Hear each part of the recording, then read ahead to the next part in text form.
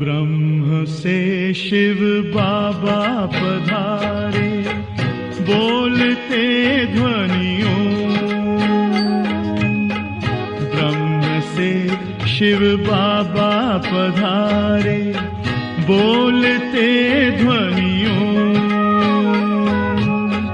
ब्रह्म मुख से मधुर वाणी, बोलते ध्वनियों। ब्रह्म से शिव बाबा पधारे,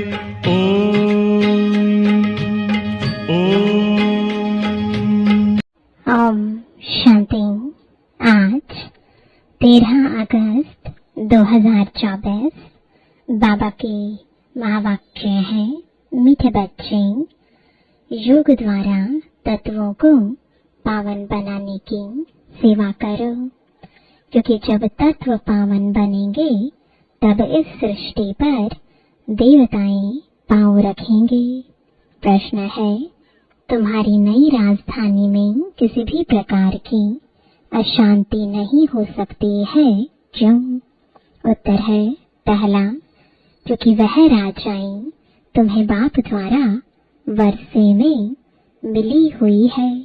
दूसरा, वरदाता बाप ने तुम बच्चों को अभी ही वरदान अर्थात वर्षा दे दिया है, जिस कारण वहाँ अशांति हो नहीं सकती। तुम बाप का बनते हो तो सारा वर्षा ले लेते हो। ओम शांति। बच्चे तो जानते हैं जिसके हम बच्चे हैं उनको सच्चा साहिब भी कहते हैं, इसलिए आजकल तुम बच्चों को साहिबजादे भी कहते हैं।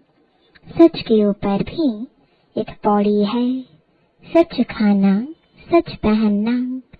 भले यह मनुष्यों की बनाई हुई है, परंतु यह बाप बैठ समझाते हैं।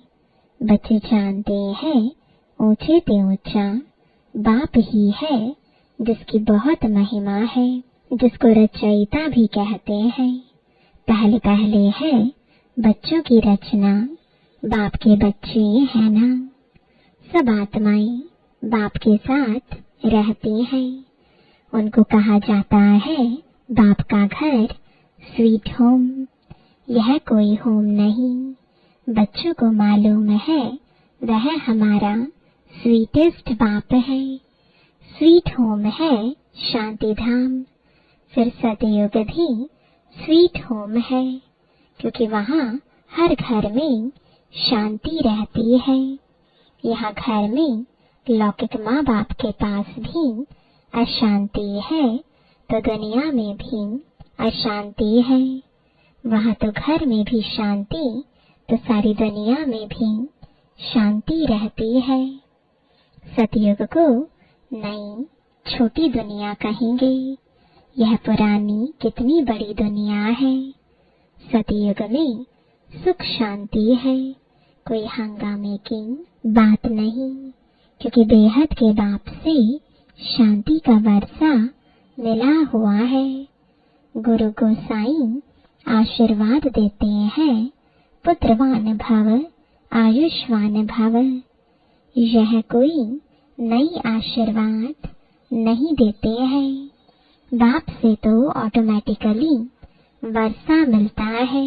अब बाप ने तुम बच्चों को स्मृति दिलाई है, जिस पारलौकिक बाप को भक्ति मार्ग में सभी धर्म वाले याद करते हैं। जब दुख की दुनिया होती है, यह है ही पतित पुरानी दुनिया। नई दुनिया में सुख होता है, अशांति का नाम नहीं। अभी तुम बच्चों को तो पवित्र गुणवान बनना है, नहीं तो बहुत सजाएं खानी पड़ेंगी। बाप के साथ साथ धर्मराज भी है, हिसाब किताब चुकतो कराने वाला। ट्रिब्यूनल बैठती है ना, पापों की सजाएं तो जरूर मिलनी है। जो अच्छी रीति मेहनत करते हैं वह थोड़े ही सजाएं खाएंगे। पाप की सजा मिलती है जिसको कर्म भोग कहा जाता है। यह तो रावण का पराया राज्य है, इसमें अपार दुख है। राम राज्य में अपार सुख होते हैं। तुम समझाते तो बहुतों को हो, फिर कोई झट समझ जाते हैं और कोई देर से समझते हैं। कम समझते हैं तो समझो इसने भक्ति देरी से की है। जिसने शुरू से भक्ति की है वह ज्ञान को भी जल्दी समझ लेंगे, क्योंकि उनको आगे नंबर में जाना है। तुम जानते हो आत्माएं स्वीट होम से यहाँ आई हैं। साइलेंस मूवी टॉकी है ना। बच्चे ध्यान में जाते हैं तो सुनाते हैं वहाँ मूवी चलती है। उनका कोई ज्ञान मार्ग से ताल्लुक नहीं। मुख्य बात है अपने को आत्मा समझ बाप को याद करो, बस, और कोई बात नहीं। बाप निराकार, बच्चे भी यानी आत्मा भी इस शरीर में निराकार है और कोई बात ही नहीं उठती। आत्मा का लव तो एक परम पिता परमात्मा के साथ ही है। शरीर तो सब पतित है, तो पतित शरीर से लव हो ना सके। आत्मा भल पावन बन जाती है, परंतु शरीर तो पतित है। पतित दुनिया में शरीर पावन बनता ही नहीं। आत्मा को तो पावन यहाँ बनना है, तब इन पुराने शरीरों का विनाश होगा। आत्मा तो अविनाशी है। आत्मा का काम है बेहद के बाप को याद कर पावन बनना। आत्मा पवित्र है तो शरीर भी पवित्र चाहिए। वह मिलेगा नई दुनिया में। आत्मा भल पावन बन जाए। आत्मा को एक परम पिता परमात्मा के साथ ही योग लगाना है। बस इस पतित शरीर को तो टच भी नहीं करना है। यह आत्माओं से बाप बात करते हैं। समझने की बातें है ना। सतयुग से लेकर कलयुग तक शरीरों के साथ लटके हो। बल वहाँ आत्मा और शरीर दोनों पवित्र है, वहाँ विकार में जाते नहीं, जिससे शरीर या आत्मा विकारी बने। वल्लभाचारी भी होते हैं, टच करने नहीं देते। तुम जानते हो उन्हों की आत्मा कोई निर्विकारी पवित्र नहीं होती। वह एक वल्लभाचारी पंत है जो अपने को उच्च कुल वाले समझते हैं। शरीर को भी टच करने नहीं देते हैं। यह नहीं समझते कि हम विकारी अपवित्र हैं। शरीर तो भ्रष्टाचार से पैदा हुआ है। यह बातें बाप आकर समझाते हैं। आत्मा पावन बनती जाती है तो फिर शरीर भी बदली करना पड़े। पावन शरीर तो तब बने जब 5 तत्व भी पावन बन जाएं। सतयुग में तत्व भी पवित्र होते हैं, तब शरीर भी पवित्र बनते हैं। देवताएं पतित शरीर में पतित धरनी पर पैर नहीं रखते हैं। उनकी आत्मा और शरीर दोनों पवित्र पावन होते हैं, इसलिए वह सतयुग में ही पैर धरते हैं। यह है पतित दुनिया। आत्मा पारलौकिक बाप परमात्मा को याद करती है। एक है शारीरिक बाप, एक है अशरीरी बाप। अशरीरी बाप को याद करते हैं क्योंकि उनसे ऐसा सुख का वर्षा जरूर मिला है, तो याद करने बगैर रह नहीं सकते। भले इस समय तमो प्रधान बने हैं तो भी उस बाप को जरूर याद करते हैं, परंतु यह फिर उल्टी शिक्षा मिलती है कि ईश्वर सर्वव्यापी है। फिर इस बात में भी मूंझ पड़ते हैं कि मनुष्य मनुष्य ही बनता है। यह सब भोले बाप आकर समझाते हैं। बाप एक ही मनमना भव का मंत्र देते हैं, उनका भी अर्थ चाहिए। अपने को आत्मा समझ बाप को याद करो, बस यही धुन लगी रहे जिससे तुम पावन बन सकेंगे।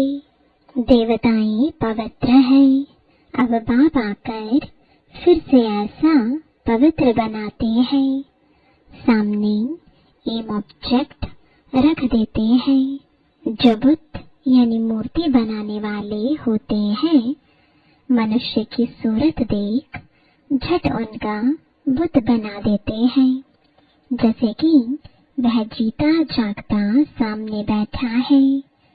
वह तो जड़ बुद्ध हो जाते हैं।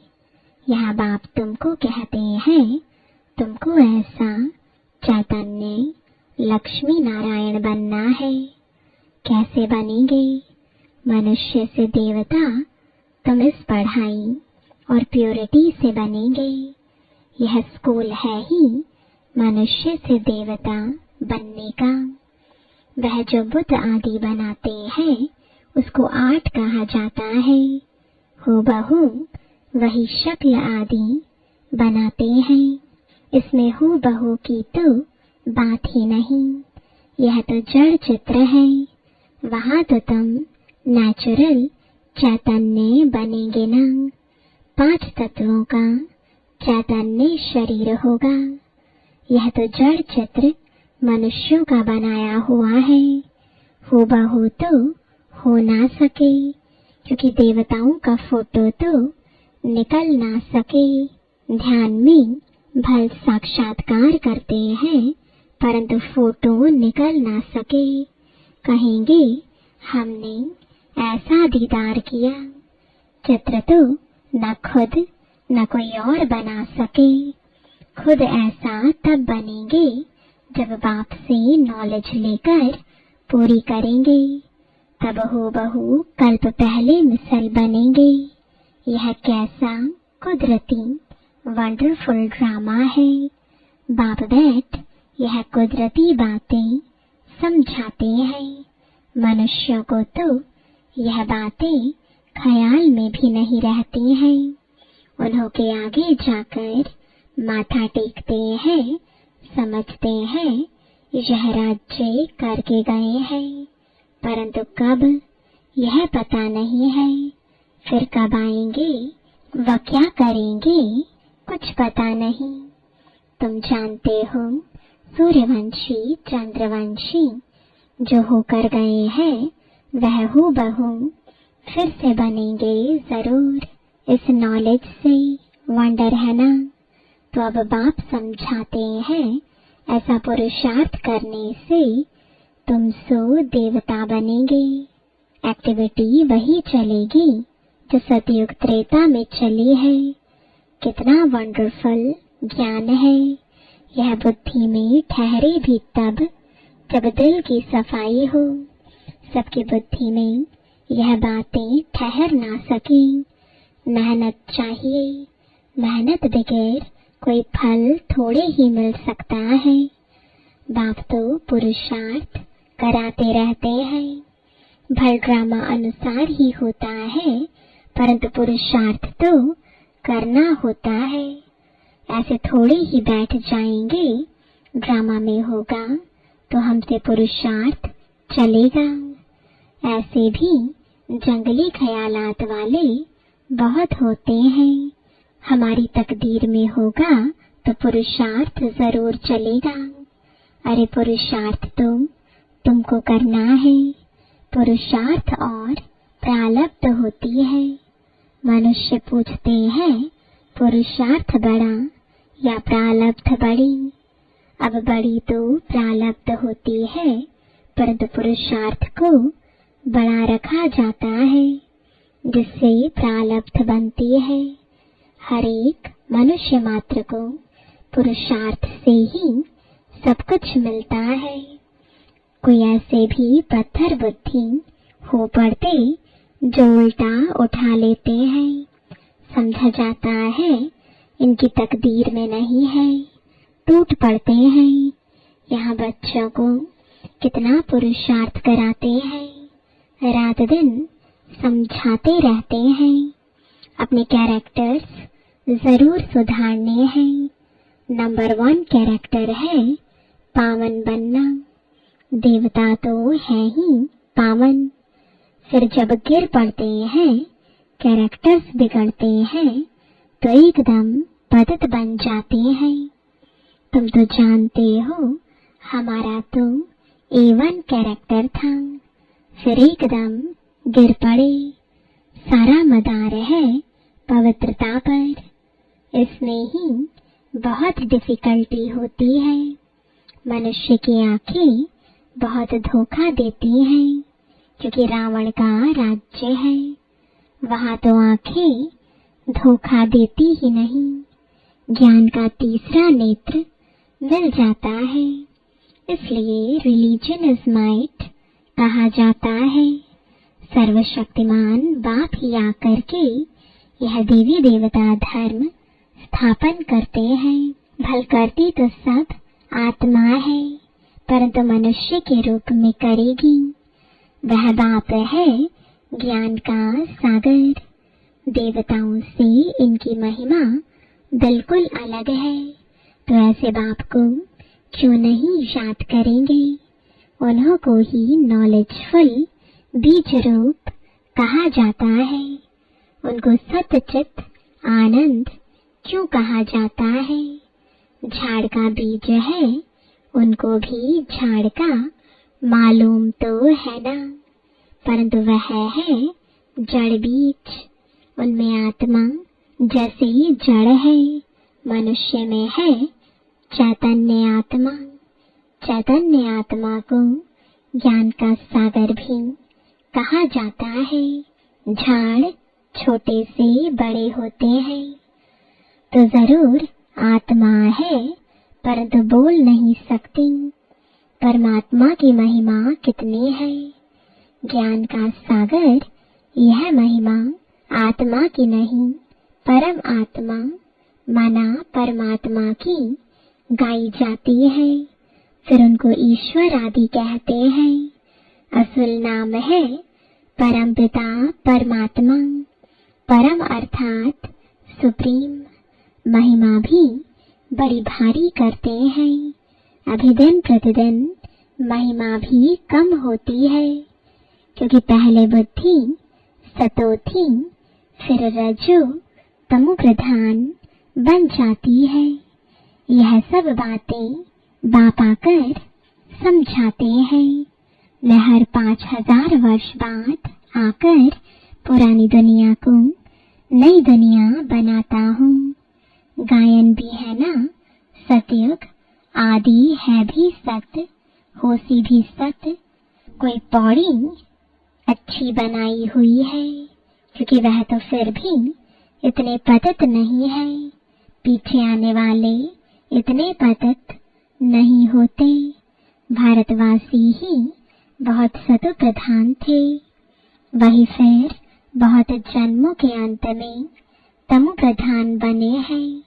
और धर्म स्थापकों के लिए ऐसे नहीं कहेंगे।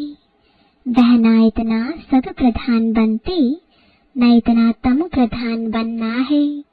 न बहुत सुख देखा है, न बहुत दुख देखेंगे। सबसे जास्ती तमो प्रधान बुद्धि किसकी बनी है? जो पहले पहले देवता थे, वही सब धर्मों से जास्ती गिरे हैं। भल भारत की महिमा करते हैं क्योंकि बहुत पुराना है। विचार किया जाए तो इस समय भारत बहुत गिरा हुआ है। उत्थान और पतन भारत का ही है, अर्थात देवी देवताओं का है। यह बुद्धि से काम लेना है। हमने सुख भी बहुत देखे हैं जब सत प्रधान थे, फिर दुख भी बहुत देखे हैं क्योंकि तमु प्रधान है। मुख्य है ही 4 धर्म, बुद्धिज्म, इस्लामिज्म, बुद्धिज्म और क्रिश्चियनिज्म। बाकी इनसे वृद्धि होती गई है। इन भारतवासियों को तो पता ही नहीं पड़ता कि हम किस धर्म के हैं। धर्म का मालूम न होने कारण धर्म ही छोड़ देते हैं। वास्तव में सबसे मुख्य धर्म है यह, परंतु अपने धर्म को भूल गए हैं। जो समझो सयाने हैं वह समझते हैं इन्हों का अपने धर्म में ईमान यानी विश्वास नहीं है। नहीं तो भारत क्या था, अभी क्या बना है। बाप बैठ समझाते हैं, बच्चे तुम क्या थे। सारी हिस्ट्री बैठ समझाते हैं। तुम देवता थे, आधा कल्प राज्य किया, फिर आधा कल्प के बाद रावण राज्य में तुम धर्म भ्रष्ट कर्म भ्रष्ट बन गए। अभी फिर तुम दैवी संप्रदाय के बन रहे हो। भगवान वाच बाप कल्प कल्प तुम बच्चों को ही समझाकर ईश्वरीय संप्रदाय बनाते हैं। अच्छा, मीठे मीठे सिकिलदे बच्चों प्रति माता पिता बाप दादा का याद प्यार और गुड मॉर्निंग। रूहानी बाप की रूहानी बच्चों को नमस्ते। रूहानी बच्चों की रूहानी बाप दादा को गुड मॉर्निंग और नमस्ते। धारणा के लिए मुख्य सार है, पहला, अपने दिल की सफाई से बाप के वंडरफुल ज्ञान को जीवन में धारण करना है। पुरुषार्थ से उच्च प्रारब्ध बनानी है। ड्रामा कहकर ठहर नहीं जाना है। दूसरा, रावण राज्य में क्रिमिनल आंखों के धोखे से बचने के लिए ज्ञान के तीसरे नेत्र से देखने का अभ्यास करना है। पवित्रता जो नंबर 1 कैरेक्टर है उसे ही धारण करना है। वरदान है, ब्राह्मण जन्म की जन्मपत्री को जान सदा खुशी में रहने वाले श्रेष्ठ भाग्यवान भव। ब्राह्मण जीवन नया जीवन है। ब्राह्मण आदि में देवी देवता है और अभी बीके हैं। ब्राह्मणों की जन्मपत्री में तीनों ही काल अच्छे से अच्छा है। जो हुआ वह भी अच्छा और जो हो रहा है वह और अच्छा और जो होने वाला है वह बहुत बहुत अच्छा। ब्राह्मण जीवन की जन्मपत्री सदा ही अच्छी है, गारंटी है। तो सदा इसी खुशी में रहो कि स्वयं भाग्य विधाता बाप ने भाग्य की श्रेष्ठ रेखा खींच दी, अपना बना लिया। स्लोगन है, एक रस स्थिति का अनुभव करना है तो एक बाप से सर्व संबंधों का रस लो। ओम शांति।